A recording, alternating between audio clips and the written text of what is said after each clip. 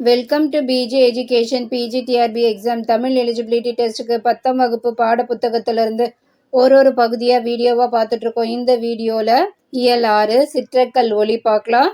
இது எழுதினது மாப்போ சிவஞானம். இது ஒரு உரைநடை பகுதி. இதில் தன்னுடைய நாட்டோட வளர்ச்சிக்கு படைப்பாளிகள் எவ்வளோ முக்கியத்துவமாக இருந்தாங்க அதை இவருடைய வாழ்க்கை வரலாறாக அவர் தொகுத்து கொடுத்துருப்பாரு. அதுதான் இப்போ நம்ம இந்த பாடப்பகுதியில் பார்க்க போகிறோம். நுழைய முன் பார்த்துடலாம். சின்ன வயசில் எல்லாரும் என்ன பண்ணுவாங்க, கதை கேட்குற பழக்கம் இருந்திருக்கும். பாட்டுக்கிட்ட அப்பா அம்மா கிட்ட கதை கேட்டிருப்பாங்க, கதை கேட்டு வளருவாங்க. அதுக்கப்புறம் கொஞ்சம் படிப்பு ஞானம் வந்ததுக்கப்புறம், அதாவது படிக்க தெரிஞ்சதுக்கப்புறம் என்ன பண்ணுவாங்கன்னா, தானே அந்த கதைகளை படிக்க ஆரம்பிச்சிருப்பாங்க. அதுக்கப்புறம் கேட்ட கதைகள், படித்த கதைகள், இது எல்லாம் அவங்களுக்கு எதுக்காக யூஸ் ஆயிருந்திருக்கும், தானே ஒரு படைப்பை படைக்கிறதுக்கு அது ரொம்பவுமே பயனுள்ளதாக இருந்திருக்கும். அந்த மாதிரி நிறைய படைப்பாளிகள் என்னவா இருப்பாங்க, நிறைய படைப்புகளை படைச்சிருப்பாங்க. ஸோ அந்த மாதிரி இருக்கிற படைப்பாளிகள் எப்படி ஒரு நாட்டோட வளர்ச்சிக்கு துணை புரிஞ்சாங்க, அதுதான் இவர் தன்னுடைய வாழ்க்கை வரலாறா இங்க தொகுத்து கொடுத்துருக்காரு. அதை நாம இப்ப பார்க்கலாம். அவர் பேசுற மாதிரி இந்த பகுதி அமைஞ்சிருக்கும். இந்த பாடப்பகுதி இந்திய விடுதலை போராட்ட வரலாற்றில் 1906ஆம் ஆண்டு மிகவும் சிறப்பு வாய்ந்த ஆண்டாக இருக்கு. ஏன்னா அந்த வருஷம்தான் வ.உ. சிதம்பரனார் அவர்கள் ஆங்கிலேயர்களுக்கு எதிராக ஒரு சுதேசி கப்பல் நிறுவனத்தை ஆரம்பிச்சிருக்காரு. அதே வருஷம் ஜூன் 26ஆவது நாள் சென்னை 1000 விளக்கு வட்டம் சால்வன் குப்பம் அப்படின்ற பகுதியில இவர் பிறந்திருக்காரு. யாரு? மாப்போ சிவஞானம் அவர்கள் பிறந்திருக்காரு.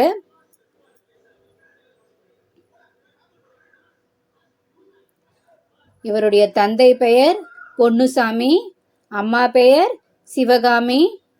அப்பா அம்மா இவங்களுக்கு வச்ச பேர் என்ன? ஞான பிரகாசம்.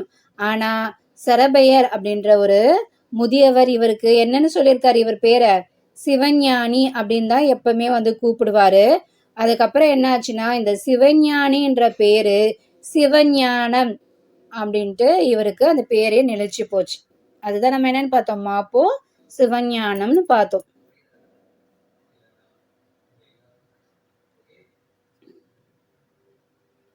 அடுத்தது வறுமையில் இழந்த கல்வி. இவர் 3ஆம் வகுப்பு படிச்சுட்டு இருந்த போது, 3ஆம் வகுப்பு அப்பதான் சேர்ந்திருக்காரு. அதுல அவர் சேர்ந்து 7வது நாள்ல பகல் நேரத்தில் வீட்டுக்கு சாப்பிட்டு விட்டு திரும்பவும் பள்ளிக்கு போனேன். அவரு அப்பதான் 3வது சேர்ந்திருக்காரு. சேர்ந்து 7வது நாள்ல பகல்ல படிச்சுட்டு மதியானம் என்ன பண்ணியிருக்காங்கன்னா, வீட்டுக்கு போயிட்டு சாப்பிட்டுட்டு பள்ளிக்கு திரும்பவும் போயிருக்காரு. அப்படி போகும்போது அவர் கையில புத்தகம் இல்லை. புத்தகம் இல்லாததை பார்த்து அவருடைய ஆசிரியர் என்ன பண்ணியிருக்காரு, அந்த பள்ளியிலிருந்து இவரை வெளியே அனுப்பிச்சிட்டு இருக்காரு. உடனே இவருக்கு என்ன வந்தது, ஒரே கஷ்டமா இருந்திருக்கு, ஒரே அழுகையா வீட்டுக்கு வந்துட்டு இருக்காரு. அன்னியோட அவருடைய பள்ளி படிப்பு அன்னியோட முடிஞ்சுது. அதுக்கப்புறம் என்ன ஆகல, அவரால் பள்ளிக்கு போகவே முடியல. இவர் 3ஆம் வகுப்பு படிக்கும் போது அவருக்கு தேவையான புத்தகங்கள் என்ன சொல்லணும்னா, ஆங்கிலம், தமிழ் மொழி பாட புத்தகங்கள் மட்டும்தான். அதை கூட அவங்களுடைய பெற்றோர்களால் வாங்கி கொடுக்க முடியாத வறுமை நிலை அவங்க வீட்டுல இருந்திருக்கு. அதனால அவரால் பள்ளி படிப்பை தொடங்க முடியல. பள்ளி படிப்பை அவரால் தொடங்க முடியலன்னா கூட அவரால் என்ன பண்ண முடிஞ்சது, செவிச்செல்வம் பெற்றேன், அனுபவ ஞானம் சொல்றாங்க இல்லையா, அந்த மாதிரி அவருடைய கல்வியை அவரு படிச்சாரு. அவங்க அம்மா தான் அவருக்கு நிறைய இலக்கிய பயிற்சிகள் கொடுத்துருக்காங்க. அப்படி பார்க்கும்போது அல்லி அரசாணி மாலை, பவளக்கொடி மாலை, இதெல்லாம் அம்மானை பாடல்கள். இது எல்லாமே அவங்க அம்மா பாடுவாங்களாம். அதெல்லாம் மார்க் பண்ணிக்கணும். அவங்க அம்மா பாடுவாங்களாம். அப்படியே இவரையும் பாட சொல்லியிருக்காங்க. எதுகை மோனை, இந்த நயத்தோட அந்த அம்மானை பாடல்களை இவங்க அடிக்கடி படிச்சு அந்த புத்தகத்தை பார்த்து பார்த்து படிப்பாங்க. அப்படி படிச்சு என்னாச்சு, அவருக்கு சின்ன வயசுல இருந்தே இலக்கிய அறிவு அவரு வளர்த்துக்கிட்டாரு. பள்ளிக்கு போகலனாலும் வீட்டுல இருந்தே இந்த மாதிரி இலக்கிய அறிவை வளர்க்கறதுக்கு அவருக்கு வாய்ப்பு அமைஞ்சிருந்தது. சித்தர் பாடல்களை நானாகவே விரும்பி படித்து மனனம் செய்வேன். சித்தர் பாடல்கள் அவரே என்ன பண்ணுவாரு, யாருமே சொல்லல, ஆனா இவரே அதை எடுத்து படிச்சு அதை மனப்பாடம் செய்வாரு. சொற்பொழிவுகளும் இவரு அதிகமா கேட்பாரு. சொற்பொழிவுகளை அதிகமா கேட்கறதுனாலயும் இவருக்கு இலக்கிய அறிவு அதிகமா வந்துச்சு. அந்த சொற்பொழிவுகள் கேட்கும் போது என்ன பண்ணுவாருன்னா, சில முக்கியமான கருத்துக்களை அவருடைய நோட்ல அவர் எழுதி வச்சுப்பாரு. இவருடைய கேள்வி ஞானம் வளர்ந்ததுக்கு முக்கிய காரணம் யாருன்னு பார்த்தோம்னா, திருப்பாதிரி புலியூர் ஞானியாரடி இவங்க தான் ரொம்பவுமே முக்கியம். அவர் பேசும்போது அவருடைய சிறப்பு வாய்ந்த கருத்துக்களை இவர் எழுதி வச்சுப்பாரு. புத்தக பித்தன் பார்க்கலாம்.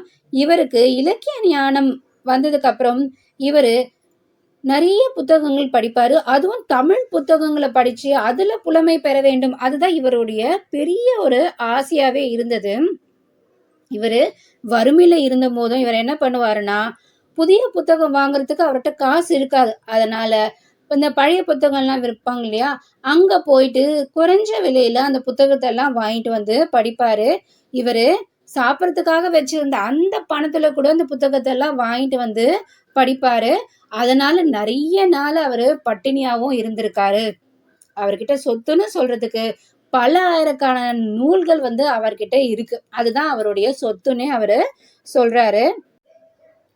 பேராய கட்சி, காங்கிரஸ் கட்சி பார்க்கலாம். 1931 காந்தி இர்வின் ஒப்பந்த காலத்துல இந்த காங்கிரஸ்காரங்க என்ன பண்ணியிருக்காங்கன்னா, நிறைய ஆக்கம் தரும் வேலைகளில் ஈடுபடுத்தப்பட்டிருக்காங்க.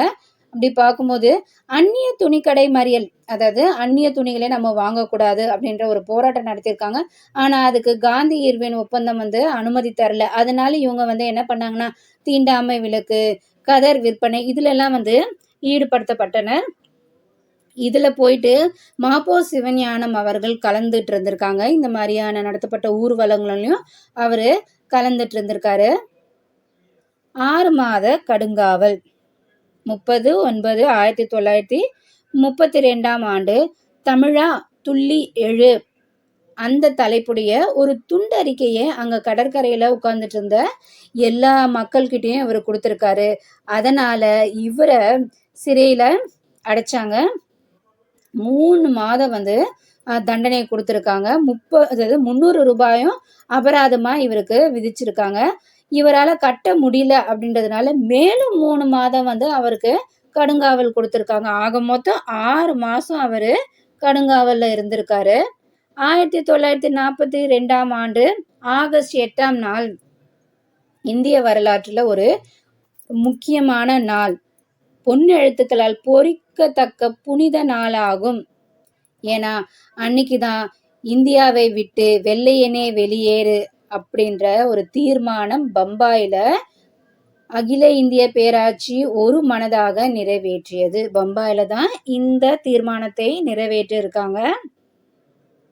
தேசம் முழுவதுமே அன்னைக்கு ஒரு முக்கியமான நாளா பார்த்தாங்க. நாட்டுல இருக்க எல்லா முக்கியமான தலைவர்கள் எல்லாம் என்ன பண்ணிருக்காங்க, அப்படியே கைது செஞ்சிருக்காங்க. ஆகஸ்ட் 13 வேலூர் மத்திய சிறைச்சாலையில் இவரை சிறைவாசம் அனுப்பியிருக்காங்க. காமராசர், தீரர் சத்தியமூர்த்தி, பிரகாசம் இதெல்லாம் தென்னாட்டுல இருக்கக்கூடிய இவங்க எல்லாரையுமே என்ன பண்ணியிருக்காங்க, அரெஸ்ட் பண்ணி அனுப்பிச்சிருக்காங்க. அதுக்கப்புறம் இவரை அமராவதி சிறைக்கு மாற்றிருக்காங்க. சிறைச்சாலையில இவங்களுடைய மேற்கூரை பார்த்தோம்னா துத்தநாக தகடுகளால் வேயப்பட்டிருந்தது.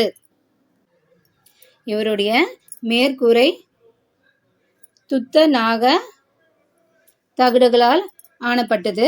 அதனால அங்க எப்படி இருக்கும், அவருக்கு ரொம்பவுமே அங்க விசிறி கூட இருக்காது. அதனால ரொம்பவுமே அவருக்கு வெப்பநிலையை அவரு உணர்ந்தாரு.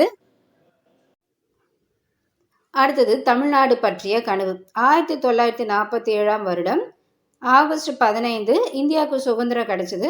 அன்னைக்கு சுதந்திரம் கிடைச்சப்போ சென்னை மாநகர்ல இவங்க யாரு, மாப்போ சிவஞானம் அவர்கள் அதை கொண்டாடியிருக்காங்க.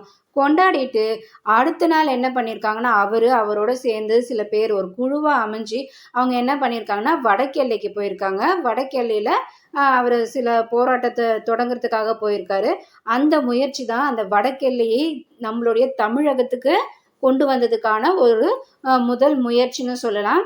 ஏன்னா இந்தியா விடுதலை அடைஞ்சதுக்கு அப்புறம் மாநிலங்களை வந்து மொழி வாரியா பிரிச்சாங்க. தமிழ் பேசுறது தமிழ்நாடு, தெலுங்கு பேசுறவங்களுக்குன்னு தனியா இந்த மாதிரி மொழி வாரியா மாநிலங்களை பிரிக்கும் போது ஆந்திரால இருந்த தலைவர்கள்லாம் என்ன சொன்னாங்கன்னா, சித்தூர் மாவட்டம் முழுசா அவங்களுக்கு தான் வேணும் அப்படின்ட்டு அவங்க சொன்னாங்க. இதனால சில தமிழ்நாட்டில் இருக்க சில தலைவர்களுக்கு அது வந்து பிடிக்காம போராட்டத்தில் இறங்குனாங்க. அதுதான் இப்போ நம்ம பார்க்க போறோம். அந்த டைம்ல இந்த வடக்கெல்லையை தமிழ் மக்களை வடக்கெல்லையில இருந்த தமிழ் மக்களை எல்லாத்தையும் வந்து ஒருங்கிணைத்து அவங்களுக்கு தமிழ் உணர்வு ஊட்ட செய்தது யாருன்னு பார்த்தோம்னா தமிழாசான் மங்களங்கிழார். அவரோட சேர்ந்து தமிழரசு கழகம் சென்னையிலும் திருத்தணியிலும் தமிழர் மாநாடு நடத்தியது. இதெல்லாம் மார்க் பண்ணி வச்சுக்கணும். சித்தூர், புத்தூர், திருத்தணி இந்த இடத்துல எல்லாம் வந்து வடக்கெல்லை போராட்டம் தொடங்கியிருக்கு. ஏன்னா இந்த இடம்லாம் என்னன்னு சொல்றாங்க, ஆந்திராவுக்கு தான் இதெல்லாம் வந்து வேணும்னு அவங்க தலைவர்கள் சொன்னாங்க இல்லையா, அதனால இவங்க போராட்டத்தை நடத்தியிருக்காங்க. அந்த போராட்டத்தில் யாரெல்லாம் ஈடுபட்டாங்கன்னு பார்த்தோம்னா மாப்போ சிவஞானம் அவர்கள், மங்களங்கிழார், விநாயகம், இஎஸ் தியாகராஜன், ரஷீத் இந்த மாதிரி பல பேர் ஈடுபட்டாங்க இல்லையா, அவங்க எல்லாரையும் வந்து சிறையில் அடைச்சிருக்காங்க. போராட்டத்தில் ஈடுபட்டு ராஜமுந்திரி சிறையில் இருந்த திருவலங்காடு கோவிந்தராசனும் பழனி சிறையில் இருந்த மாணிக்கம் அவங்க 2 பேரும் சிறையிலேயே இறந்துட்டாங்க. சர்தார் KM பணிக்கர் தலைமையில் மத்திய அரசால் அமைக்கப்பட்ட மொழிவாரி ஆணையம் சித்தூர் மாவட்டம் முழுவதையும் ஆந்திராவுக்கு கொடுத்து விட்டது. இந்த சர்தார் KM பணிக்கர் இவங்க தான் இந்த தலைமையில தான் ஒரு ஆணையம் அமைச்சிருக்காங்க. அவங்க என்ன பண்ணாங்கன்னா மொழிவாரியா பிரிக்கிறதுக்காக அமைக்கப்பட்ட ஒரு ஆணையம் தான் இது. சித்தூர் மாவட்டம் முழுசையும் வந்து ஆந்திராவுக்கே கொடுத்துட்டாங்க. அப்போ நம்ம தமிழ்நாட்டில் இருந்தவங்க என்ன சொன்னாங்க, மாலவன் குன்றம் போனால் என்ன, வேலவன் குன்றமாவது எங்களுக்கு வேண்டும் அப்படின்னு சொல்லியிருக்காங்க. ஏன்னா மாலவன் குன்றம்னா திருமாலோட குன்றம், திருமாலோட கோயில் எங்களுக்கு கிடைக்கலனாலும் பரவாயில்ல, வேலவன் கோயில் வேலவன் குன்றமாவது எங்களுக்கு கிடைக்கணும். ஏன்னா வேலவன் யாரு, முருகர் வந்து ஒரு தமிழ் கடவுள் இருக்கக்கூடிய திருத்தணியாவது எங்களுக்கு வேணும். திருமால் இருக்கக்கூடிய கோயில் தான் எங்களுக்கு அந்த ஊர் தான் இல்லைன்னு ஆயிடுச்சு, எங்க தமிழ் கடவுளான முருகர் இருக்கக்கூடிய திருத்தணியாவது எங்களுக்கு கொடுத்துருங்க அப்படின்ற மாதிரி அவங்க போராட்டத்துல ஈடுபட்டிருக்காங்க. அதன் விளைவாக படாஸ்கர் ஆணையம் அமைக்கப்பட்டு திருத்தணி வரை உள்ள தமிழ் நிலங்கள் மீட்கப்பட்டுள்ளன. அதோட விளைவாதான் படாஸ்கர் ஆணையம் வந்து அமைச்சிருக்காங்க. அதன் மூலியமா திருத்தணி வரை இருக்கக்கூடிய அந்த எல்லை பகுதிகளை நம்ம தமிழ்நாட்டுக்கு கொடுத்துருக்காங்க. இல்லைன்னா அது வந்து திருத்தணி உட்பட ஆந்திராவுக்கே போயிருக்கும். இங்க குறிப்பு கொடுத்துருக்கு, அதை பார்த்துலாம். சின்ன வயசுலேயே சமூக விடுதலைக்காக போராடியவர் யாருன்னா ஒரு வழக்கறிஞர். அவர் தான் மார்ஷல் நேசமணி. நாகர்கோவில் நகர்மன்ற தலைவராகவும் சட்டமன்ற உறுப்பினராகவும் இருந்திருக்காரு. நாடாளுமன்ற உறுப்பினராக பணியாற்றியும் இருக்காரு. குமரி மாவட்ட போராட்டத்தை முன்னெடுக்க சென்றவரும் இவரும் தான். இதனால இவரை மார்ஷல் நேசமணின்னு சொல்லுவாங்க. 1956 நவம்பர் 1 கன்னியாகுமரி மாவட்டம் தமிழ்நாட்டுடன் இணைந்து தமிழகத்தின் தென் எல்லையாக மாறியது. இவருடைய நினைவை போற்றும் வகையில் தமிழ்நாடு அரசு இவருக்கு நாகர்கோவிலில் சிலையோடு மண்டபமும் அமைச்சிருக்கு. சென்னையை மீட்டும் பார்க்கலாம். ஆந்திரா தலைவர்கள் என்ன பண்ணாங்கன்னா, ஆந்திரா அரசு அந்த பிரிஞ்சிச்சு இல்லையா, ஆந்திரா மாநிலம் அப்படி பிரியும் போது சென்னை தான் அவங்களுக்கு தலைநகரா வேணும்னு கேட்டிருக்காங்க. ஏன்னா அப்போ பார்க்கும்போது தமிழ்நாடு, கேரளா, கர்நாடகா, ஆந்திர பிரதேசம் எல்லாத்துக்குமே வந்து ஒரு தலைமை இடமா வந்து இந்த சென்னை தான் இருந்திருக்கு. அதனால தான் இவங்க வந்து தனி மாநிலமா பிரிஞ்சதுக்கு அப்புறம் தமிழ்நாட்டுல இருக்கக்கூடிய அந்த சென்னையை தன்னுடைய தலைநகரமா இணைச்சுக்கணும்னு அவங்க ஆசைப்பட்டிருக்காங்க. ஆனா நம்ம தமிழகத்துல இருக்கக்கூடிய பல தலைவர்கள் அதற்கு எதிர்ப்பு தெரிவிச்சிருக்காங்க. அப்போ வந்து நம்ம தமிழகத்திற்கு முதல்வராக இருந்தது யாருன்னு பார்த்தோம்னா ராஜாஜி அவர்கள். அவரு இந்த விஷயத்தோட தீவிரத்தை வந்து தெரிஞ்சுக்கிட்டு தன்னுடைய பதவி கூட எங்களுக்கு வேண்டாம், எனக்கு என்ன வேணும், சென்னை நகரம் எங்களுக்கு தான் வேணும் அப்படின்ற ஒரு கருத்தை வந்து அவரு முன் வச்சிருக்காரு. அந்த டைம்ல கிட்டத்தட்ட ஆந்திராக்கே சென்னை போயிடும் அப்படின்ற ஒரு கருத்து இருந்துட்டு இருந்தது. அந்த மாதிரி இருக்கும் போதுதான் நிறைய கூட்டம்லாம் நடத்தியிருக்காங்க. மாநகராட்சியின் சிறப்பு கூட்டம் ஒன்றை அப்போதைய மாநகர தந்தை செங்கல்வராயன் தலைமையில் கூட்டி சென்னை பற்றிய தீர்மானம் ஒன்றை முன்மொழிந்திருக்காங்க. என்னன்னு பார்க்கும்போது, தலையை கொடுத்தேனும் தலைநகரை காப்போம். செங்கல்வராயன் தலைமையில ஒரு கூட்டம் நடத்தியிருக்காங்க. அதுல என்ன சொல்லியிருக்காங்க, எங்களுடைய தலையை கொடுத்தாவது எங்களுடைய தலைநகரத்தை நாங்க காப்போம். தீர்மானம் வெற்றிகரமா நடந்து முடிஞ்சிருக்கு. அந்த தீர்மானம் என்ன இருக்கு, நடுவண் அரசை அசைத்தது. கடைசியாக 25/3/1953 வருஷம் நாடாளுமன்றத்தில் பிரதமர் நேரு நடுவண் அரசின் சார்பில் அதிகாரப்பூர்வமான உறுதிமொழி ஒன்றை வெளியிட்டார். என்ன சொல்லியிருக்காங்க, ஆந்திர அரசின் தலைநகரம் ஆந்திர நாட்டின் எல்லைக்குள்ளேயே அமையும் என்று உறுதியளிக்கப்பட்டது. என்ன சொல்லியிருக்காங்கன்னா, இந்த ஆந்திராவோட தலைநகரம் ஆந்திரா எல்லையில என்ன ஊர் இருக்கோ அதுதான் அவங்க தலைநகரமா அமைச்சுப்பாங்க. சென்னை தமிழ்நாட்டோட தலைநகரம் தான் அப்படின்றது ஒரு தீர்மானம் படி இங்க உறுதியா இருக்கு. தெற்கெல்லை போராட்டம் பார்க்கலாம். தெற்கெல்லை போராட்டம்ன்றது கேரளாவை குறிப்பிடுது. முதல்ல மாப்போ சிவஞானம் அவர்கள் இந்த தெற்கெல்லை கிளர்ச்சியில தான் முதல்ல அவரு ஈடுபட்டிருக்காரு. அப்படி பார்க்கும்போது 1946 வருடம் அக்டோபர் 25வது நாள்ல நாகர்கோயில்ல ஒரு பகுதியா இருக்கக்கூடிய வடிவீஸ்வரத்துல ஒரு வடிவை வாலிபர் சங்கம் அவங்களுடைய ஆண்டு விழா நடத்தியிருக்காங்க. அதுல இவரு கலந்துகிட்டு பேசியிருந்திருக்காரு. அதுதான் இவருடைய தெற்கெல்லை கிளர்ச்சி பற்றிய முதல் பேச்சு. இதெல்லாம் மார்க் பண்ணிக்கணும். அந்த நாள்ல திருவிதாங்கூர் சமஸ்தானம் ஒரு தனி அரசா இருந்தது. அதாவது கேரளா பகுதி எப்படி இருந்திருக்கு, ஒரு மன்னர் ஆட்சியா இருந்திருக்கு. அத என்ன பண்ணணும், அந்த முடியாட்சியிலிருந்து திருப்பி கொண்டு குடியரசா ஆக்கணும்னு இவங்க நினைச்சிருக்காங்க. அதனால 1953 முதல் 54 ஆண்டுகள நிறைய போராட்டத்துல ஈடுபட்டிருக்காங்க. இதை தொடங்கி வச்சது யாருன்னு பார்த்தோம்னா தமிழரசு கழகம் தான்னாலும் அதுக்கப்புறம் என்ன பண்ணாங்க, அந்த எல்லையில இருக்க மக்கள் கிட்டயே அந்த வேலையை விட்டுட்டாங்க. அதுல முக்கியமானவங்க யார் பார்க்கும்போது PS மணி, மா சங்கரலிங்கம், நாஞ்சில், மணிவர்மன், BJ பொன்னையா இவங்க எல்லாம் முக்கியமானவங்க. அந்த டைம்ல அந்த சமஸ்தானத்துல இருந்து ஆட்சி செஞ்சிருக்கவங்க என்ன பண்ணிருக்காங்க, துப்பாக்கி சூடெல்லாம் நடத்திருக்காங்க. அதுல யாரெல்லாம் இறந்திருக்காங்கன்னு பார்க்கும்போது தமிழரசு கழக தோழர்களான தேவசகாயம், செல்லையா இவங்க 2 பேரும் இறந்து போயிருக்காங்க. அடுத்தது நாதானியல், தானுலிங்கம், காந்திராமன் இவங்க எல்லாரும் இவர் மேல ரொம்பவுமே நம்பிக்கை வச்சிருந்திருக்காங்க. அடுத்தது ரொம்ப முக்கியமா இருக்கக்கூடியவர் நேசமணி. இவரு இந்த தென் விதாங்கூர்ல மிகவும் செல்வாக்குடையவரா இருந்திருக்காரு. அதனால அவர் இந்த போராட்டத்துல கலந்ததுக்கு அப்புறம் இந்த போராட்டம் அதிகமா என்னாச்சு, பிரபலமும் ஆச்சு, வலுவும் அடைஞ்சிருக்கு. அதோட விளைவா கேரளா மாநிலம் அமைஞ்சிருக்கு. அப்போ கேரளா மாநிலம் அமைஞ்சதுக்கு அப்புறம் தமிழர்கள்லாம் வாழக்கூடிய பகுதியா இருக்கக்கூடிய தேவிகுளம், பீர்மேடு, தோவாலை, அகஸ்தீஸ்வரம், கல்குளம், விளவங்கோடு, நாகர்கோயில் இதெல்லாம் தமிழ்நாட்டோட சேரணும் அப்படின்ட்டு தமிழரசு கழகம் போராட்டத்தை தொடங்கியிருக்கு. பசல் அலி ஆணையத்திடம் விண்ணப்பிச்சிருக்காங்க. இவங்க நடுவண் அரசுக்கு பரிந்துரை செஞ்சிருக்காங்க. அதோட விளைவா 1955 வருஷம் ஒரு பரிந்துரை வெளியாயிருக்கு. அது என்னன்னு பார்க்கும்போது மலபார் மாவட்டத்தை, அதாவது சென்னை மாநிலத்துல இருந்திருக்கு இந்த மலபார் மாவட்டம்.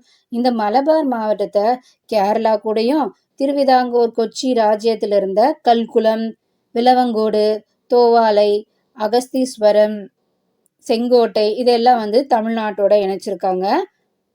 தேவிகுளம், பீர்மேடு இதெல்லாம் அவங்களுக்கே போயிடுச்சு, கேரளாக்கே போயிடுச்சு.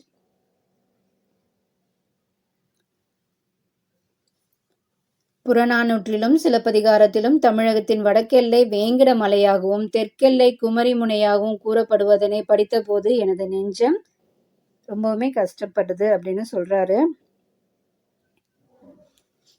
மலையும் கடலும் ஒரு நாட்டின் இயற்கை எல்லைகளாக அமைவதென்பது அந்த நாட்டின் தவ பயனாகும். அந்த தெய்வீக எல்லைகளை ஓரளவேனும் தமிழகம் திரும்ப பெற்றது என்பதே என் வாழ்நாள் மகிழ்ச்சியாகும். அப்ப இருந்த புத்தகம், ஏன்னா அப்ப இருந்த நூல் புறநானூறு, சிலப்பதிகாரம் அப்ப இருந்த நூல். அந்த நூல்ல நம்ம இந்த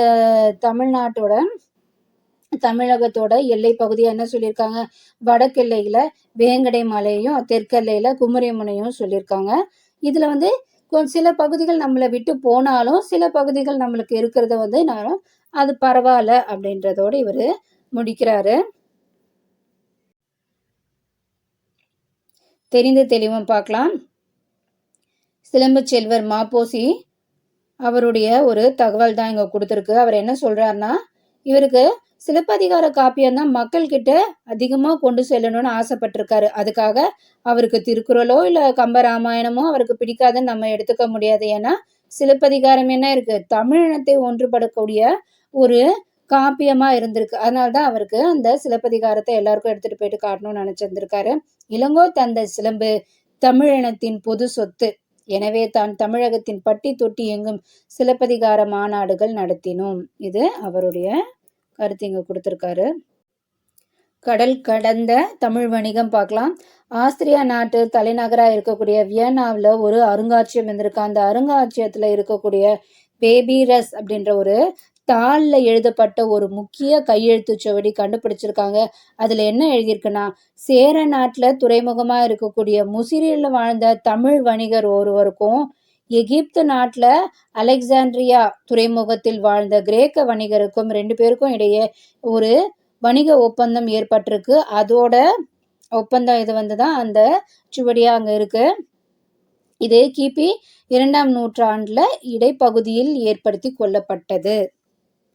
அடுத்தது நூல்வெளி பார்க்கலாம். மாப்போ சிவஞானம் எனது போராட்டம் அப்படின்ற அவருடைய வரலாற்று நூல்ல இருக்கக்கூடிய சில தகவல்கள் தான் இங்க தொகுத்து நம்மளுக்கு பாடப்பகுதியா கொடுத்திருக்காங்க. இவருடைய சிறப்பு பெயர் என்னன்னா சிலம்பு செல்வர். இவருடைய காலம் 1906 முதல் 1995 வரை. இவர் ஒரு விடுதலை போராட்ட வீரர். 1952 முதல் 1954 வரை இவர் சட்டமன்ற மேலவை உறுப்பினராக இருந்திருக்காரு. 1978 முதல் 1986 வரை சட்டமன்ற மேலவை தலைவராகவும் பதவி வகிச்சிருக்காரு. அதுக்கு அடுத்தது தமிழரசு கழகத்தை தொடங்கியிருக்காரு. வள்ளலார் கண்ட ஒருமைப்பாடு என்னும் இவருடைய நூலுக்காக 1966ஆம் வருஷம் சாகித்ய அகாதமி விருது இவர் பெற்றிருக்காரு. தமிழ்நாடு அரசு திருத்தணியிலும் சென்னை தியாகராய நகரிலும் இவருக்கு சிலை அமைச்சிருக்காங்க.